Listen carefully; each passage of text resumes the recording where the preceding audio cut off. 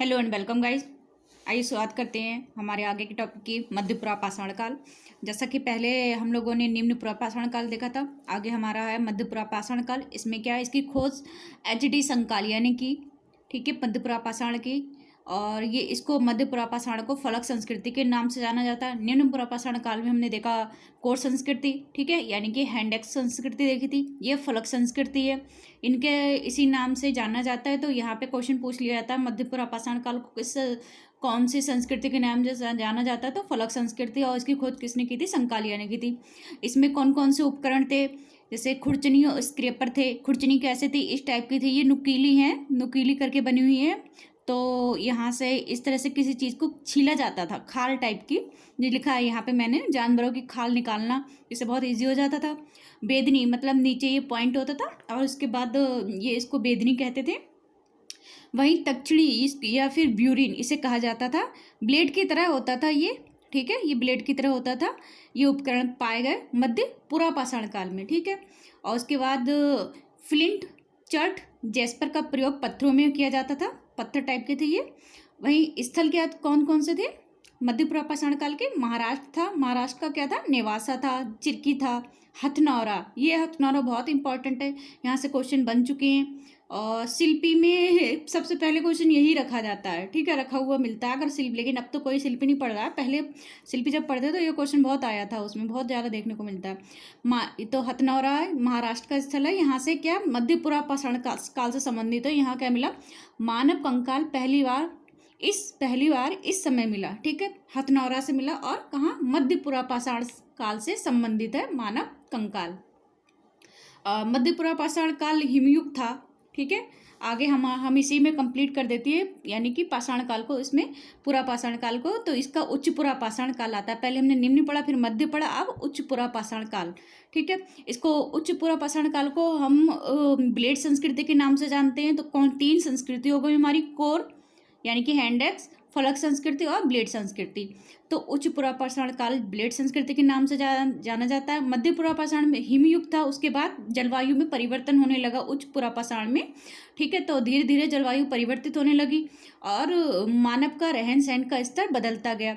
वहीं होमोसेपियंस का उदय हुआ, ठीक है, उच्च पुरापाषाण काल का इससे संबंधित है। और मानव की जो कंकाल मिला वो मध्य पुरापाषाण से। तो इसको थोड़ा सा ध्यान रखिएगा। तो जब होमोसेपियंस आया था तो चित्रकारी के नमूने मिले और नक्काशी मिली। तो जो चित्रकारी मिली तो कहाँ पे मिली थी? भीमबेटका की दीवारों में चित्रकारी मिली, जो एमपी के रायसेन में है। वहीं ये भीमबेटका की दीवारों में चित्रकारी मिली, जो कैसे रंगों से रंगी गई? ये हरे लाल रंग का प्रयोग किया गया है, यानी कि ये सारे प्राकृतिक रंग हैं।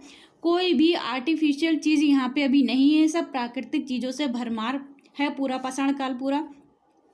और ये भीमबेटका की खोज किसने थी? बाकणकर ने खोज की भीमबेटका की, ठीक है। तो इसको थोड़ा ध्यान रखिए कि ये बाकणकर हैं। और आगे हम देखते हैं नक्काशी की होमोसेपियंस ने। तो क्या? बेलन नदी यानी कि लोहंदा में हड्डी निर्मित मातृ देवी की मूर्ति मिली, ठीक, यानी कि हड्डियों से हड्डी नक्काशी जो हुई थी वो हड्डियों वगैरह से मातृ देवी की मूर्तियां मिली थी बेलन नदी से। आगे हमारा आता है,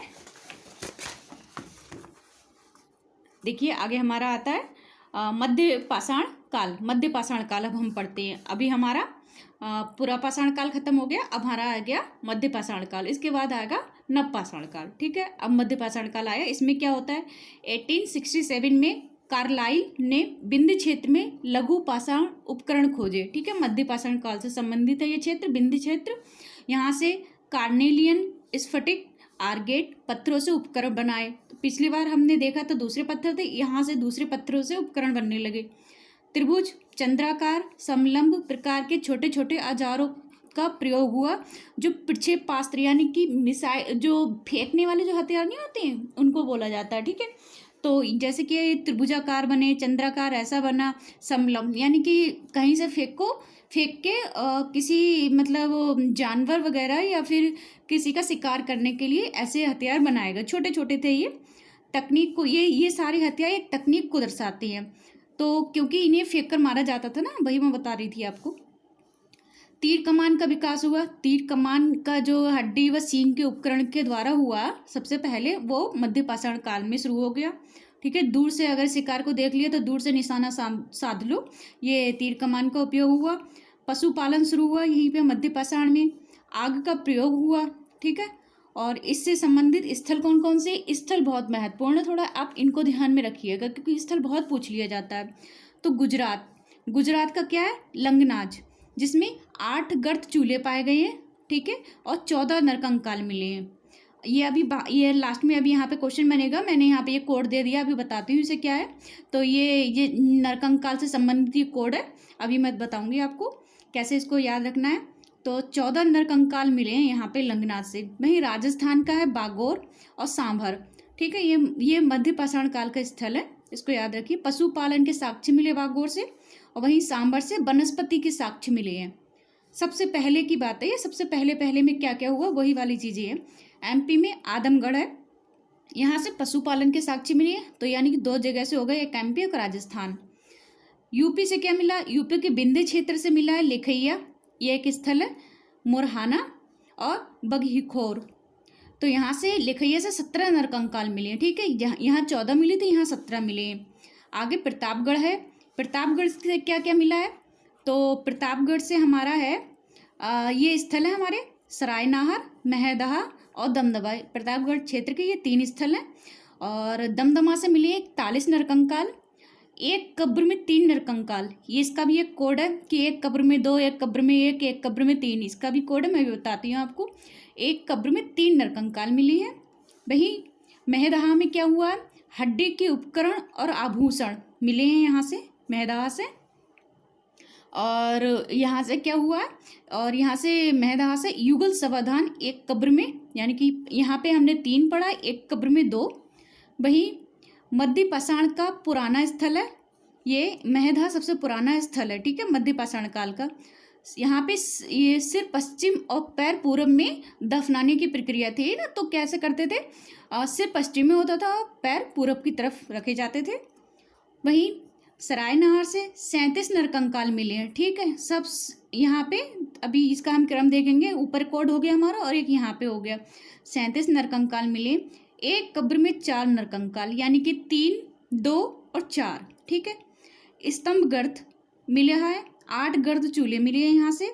मध्य पाषाण का सबसे पुराना स्थल, सबसे पुराना ये है, और मध्य पाषाण का पुराना स्थल ये भी है, ठीक है। ये दोनों ही हैं, तो इसको याद रखिए। अब क्या है, जो एक कब्र में 3 नरकंकाल, एक कब्र में 2, इनका कोड कैसे याद रखेंगे? तो हमारा यहाँ पे SDM, ठीक है, SDM याद रखिएगा। यानी कि S से सरायनहार, D से महदहा, नहीं D से सॉरी S से सरायनहार, D से दमदमा और M से महदहा। तो क्या है? 4, 3, 2 ऐसे याद रखिए। और ये जो हमारा है यहाँ पे ये वाला कोड SDL, तो ये नरकंकाल के लिए है, ठीक है। तो यहाँ से कैसे हम पता करेंगे? तो सबसे ज़्यादा हमारा क्या है? 41 हमारा ये है, ठीक है, दमदमा। तो सबसे ज़्यादा हमारा दमदमा में मिले हैं। उसके बाद 37 में कौन सा है हमारा? ये हमारे सरायनहार है, ठीक है, ये वाला हमारा सरायनहार ये है, यहाँ से मिला है। और उसके बाद 17 कहाँ से मिले? लेखैया, SDL, इसको याद रखेंगे SDL, ठीक है। 41, 37 और 17 ये क्वेश्चन पूछे जाते हैं और बहुत आते हैं, तो आप इनको थोड़ा सा अच्छे से याद कर लीजिए, जिससे इजी हो जाएगा आपके एग्ज़ाम में। कोई भी एग्ज़ाम हो, यहाँ से हिस्ट्री के क्वेश्चन ज़रूर आते हैं, तो अब थोड़ा सा इनको ध्यान देने की ज़रूरत है। बस कोड बनाइए, जैसा भी हो आप उसको याद कीजिए, कोड बनाओ या चाहे रट लो, जैसे भी करो, जो ईजी लगे वो करो आप। और यहीं से कौन सा आ जाते हैं क्वेश्चन, तो इसको टिक करना ज़रूर होता है, जैसे क्वेश्चन ठीक हो जाए। तो अगर ये वाला वीडियो हेल्पफुल रहा हो तो ठीक है, आप इसे आगे बढ़ाइए। और आज का वीडियो यहीं तक। Thank you.